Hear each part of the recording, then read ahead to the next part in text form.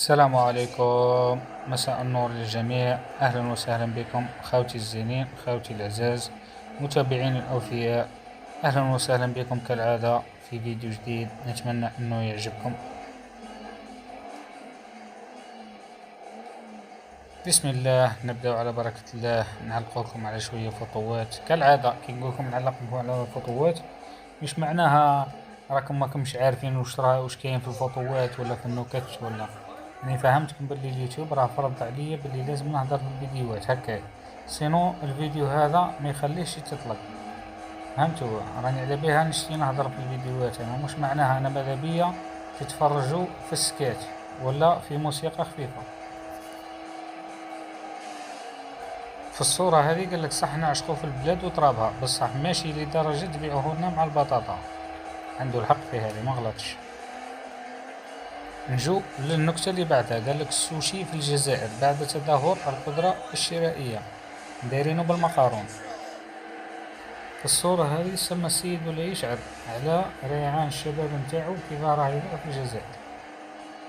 حقيقة مرة. قال لك مستحيل نرقد بالخف، لازم تخيلات ومشاريع ومغامرات حتى ندوخ من الكذب ونرقد. هذا هو الإنسان الطبع، يجي راح يرقد في الليل وما يجيش النوم، يبدا يطلع في المشاريع، ندير شركة، ندير 100 خدام، ندير أوضي، ندير ما عارف شنو هي، وندير وندير وندير، ومن بعد تخلص عليه الصباح نايض على 7 ولا 6:30 رايح يخدم يهمبر. في الصورة هذه قال لك أكثر حاجة ترعب الأمهات والآباء ليلا. هما كشغل دايرين هاي نكتة بصح ماهيش نكتة خاوتي، هذه ولا غير صورة مرعبة، وأخص الناس اللي ما عندهاش والناس القليلين. الحليب والكوش عاد لازمهم شهرية وحدهم.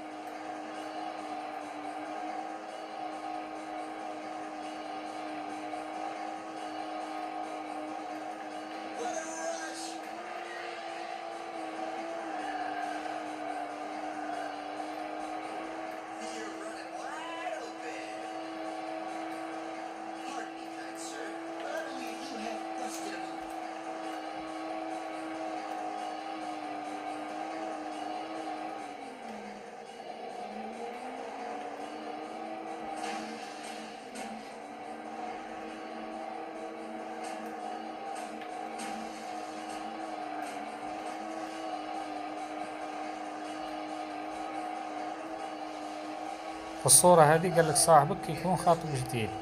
ايه هذه شوية ما شفتش صاحبي انا كيخطب واش كان يدير هنا. واش قال الحاج حتى ضحك العريس. انا تبان لي قال له بكرة تندم يا جميل. بكري الامهات كيما يلقاو وما يديروا، رد علي ولدك ورد عليك بنتك. نسا تاع زمان يحكموا من الفيديو يبداو يخلطوا في لي بارامتر تاع النسل. المهم وصلنا لنهاية الفيديو خاوتي، نتعاودو في فيديو جديد. اتهلاو في رواحكم، سلام.